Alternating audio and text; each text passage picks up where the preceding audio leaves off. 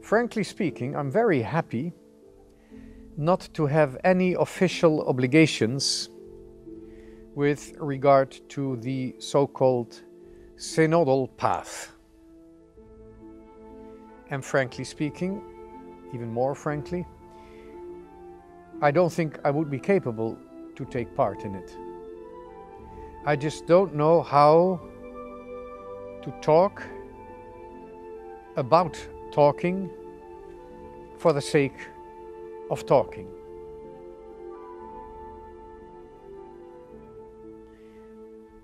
One thing that is very important, that is stressed all the time, is that during this talking, we must be listening. And actually, if I look back on the time since my ordination, I must say I have been listening. And I have been listening far more than I wanted to listen. And I have been listening far more than I expected to listen. But I have been listening. And I've heard a lot. And I've done more than that. I've been watching. I've been looking at people, the way they react, the way they act. I've been listening, I've been watching. And for that reason, I think I can give my very humble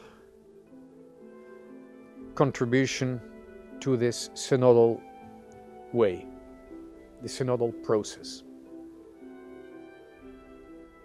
From what I've been hearing and from what I've been seeing from my own experience, there's only one thing that people believing or not believing, one thing that people expect from me,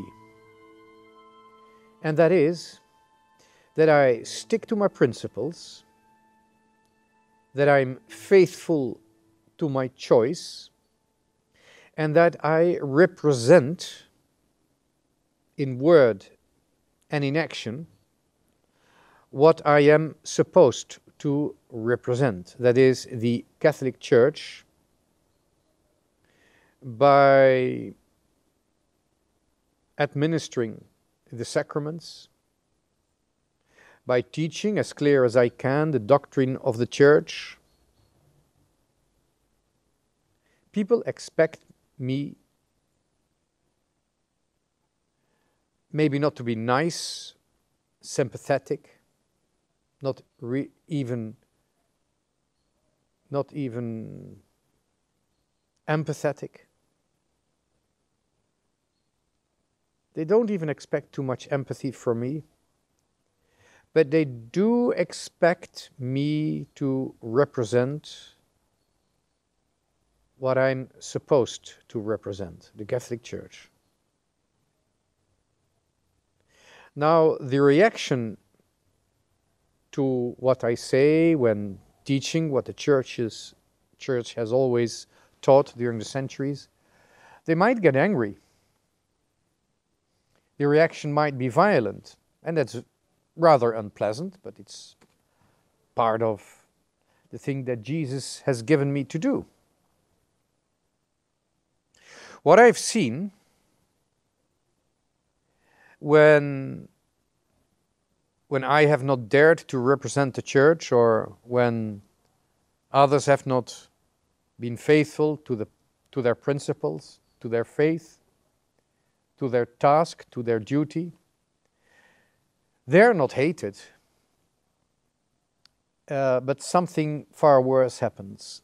They are despised. They are looked upon with contempt.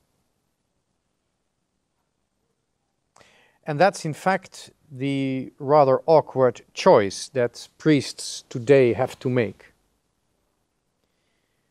Do you want to be hated because you tell the truth?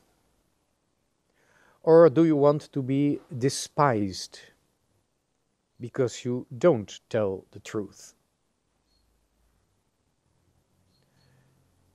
It's as simple as that.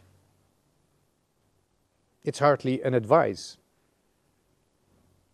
It is, to people with common sense, obvious. It's a matter of common sense, which doesn't need to be advised to anybody who wants to make sense out of life, out of existence. If you don't believe it anymore, stop representing it. Find another job.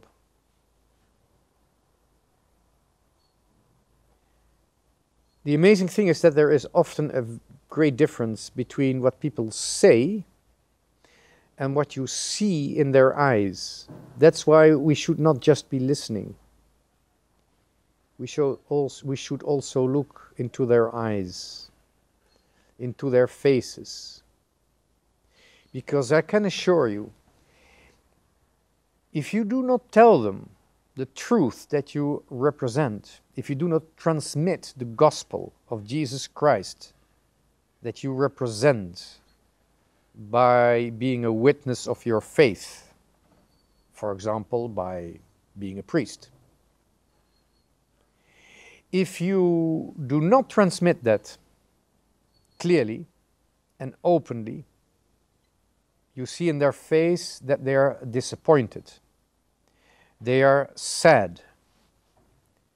And you only have to wait for the next provocation aimed at you,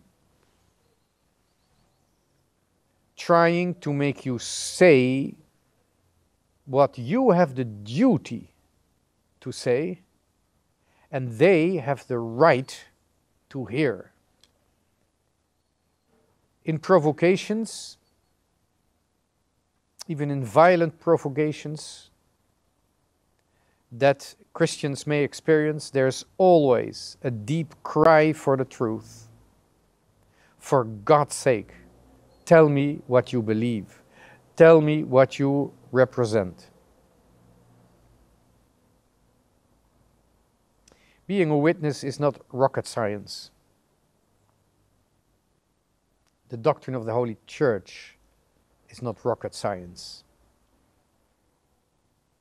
It does need an authority that is contemplative, that is prayerful, in order to clarify certain things.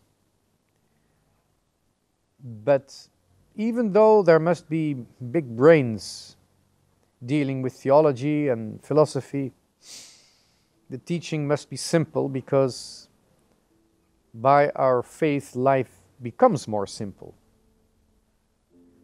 It becomes more and more focused on the return of Christ. Meeting God face to face. The doctrine of the Church and teaching everything that must be known before receiving the sacraments. It's not rocket science,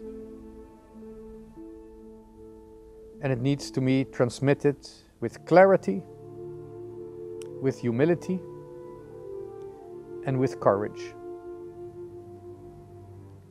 And the biggest enemy of anybody